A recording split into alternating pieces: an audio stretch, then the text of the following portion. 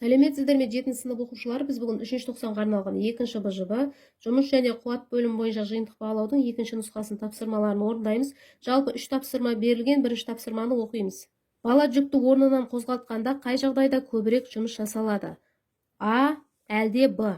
Бірінші суретте бала жүкке 5 ньютон күш сала отырып орын ауыстырған, 20 метр жол жүрген. Екінші суретте бала жүкке 25 ньютон күш салып орын ауыстырған, 4 метр жол жүрген. Екі сурет үшінде жұмысты анықтаймыз. Жұмыстың формуласы F көбейтілген S. Бірінші А нұсқасы бойынша жұмысты есептейміз. Осы формула бойынша күш 5 ньютон көбейтеміз жол 20 метр. Тең 100 джоуль. Келесі Б суретінде күш 25 ньютон көбейтілген жол 4 метр. Тең 100 джоуль. Екі суретте де бірдей жұмыс жасалған. Жауабы екі жағдайда да бірдей жұмыс жасалған. Екінші тапсырма тас 2 секунд ішінде құлап түседі. А нұсқасы сонда ол қандай жұмыс істейді? В нұсқасы қуаты қандай? Уақыт 2 секунд, массасы 2 килограмм, биіктік 15 метр. Жұмысты және қуатты анықтауымыз керек. А нұсқасы бойынша жұмысты есептейміз. Жұмыстың формуласын жазамыз. F көбейтілген H. Бұл жерде F деп отырғанымыз mg-ге тең. Онда жұмыстың формуласын мына түрде жазамыз. F-тің орнына mg-ді қоямыз. mg көбейтілген H. Бұл нұсқасында қуатты анықтаймыз. Қуаттың формуласы жұмыс бөлінген уақыт. А нұсқасында жұмысты есептейміз. Масса 2 килограмм. Көбейтеміз G-дің мәні 10.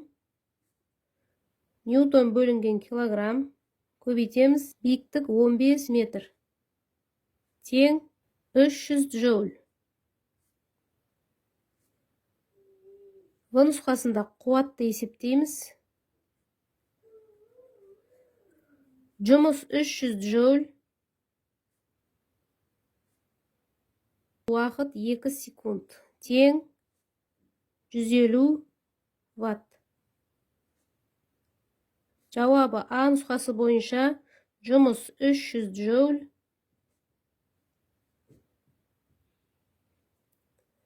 В нұсқасы бойынша қуат 150 ваттқа тең. Үшінші тапсырманы оқимыз. Массасы 2 тонна автомобиль 0,5 километр қашықтықты бір қалыпты қозғалады. Автомобиль қозғалысына ауаның жасайтын кедергі күші 400 ньютон. Суретте көріп тұрмыз.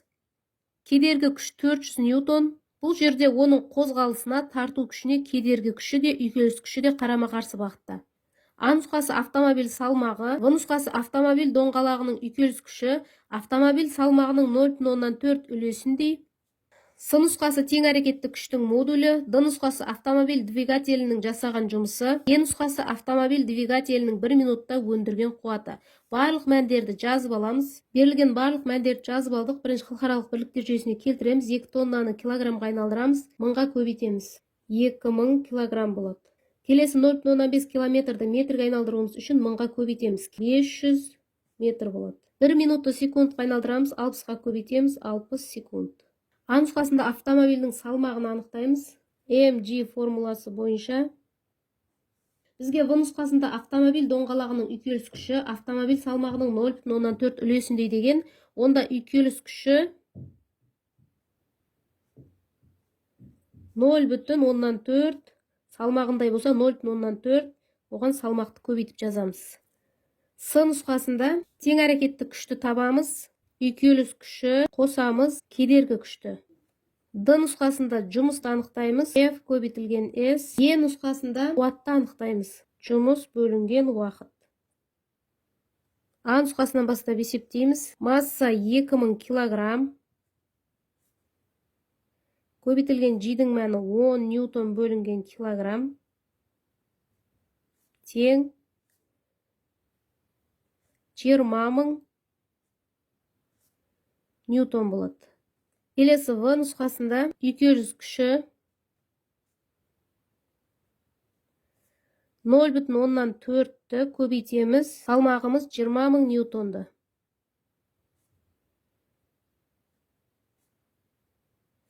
Тең 8 000 ньютон болады. Сын нұсқасында тең әрекетті күшті анықтаймыз.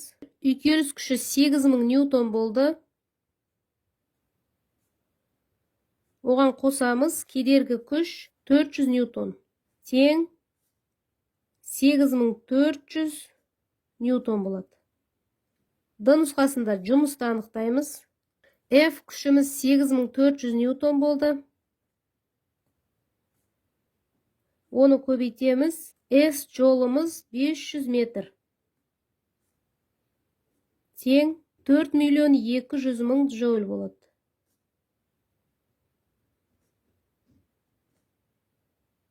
Соңғы Е нұсқасы бойынша қуатты есептейміз. Жұмысты бөлеміз уақытқа. Жұмыс 4 200 000 джоуль.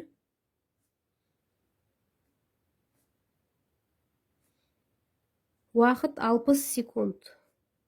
Тең 70 000 ньютон болады. Жауабы А нұсқасы бойынша автомобильдің салмағы 20 000 ньютон.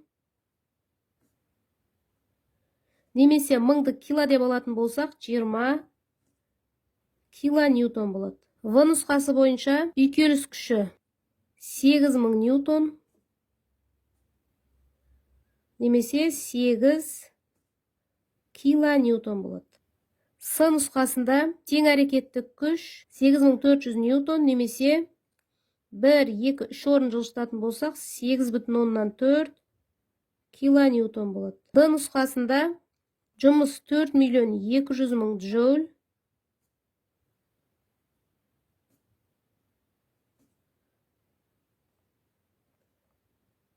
Төрт 200 килоджоуль болады. Е нұсқасында қуат 70 000 ватт.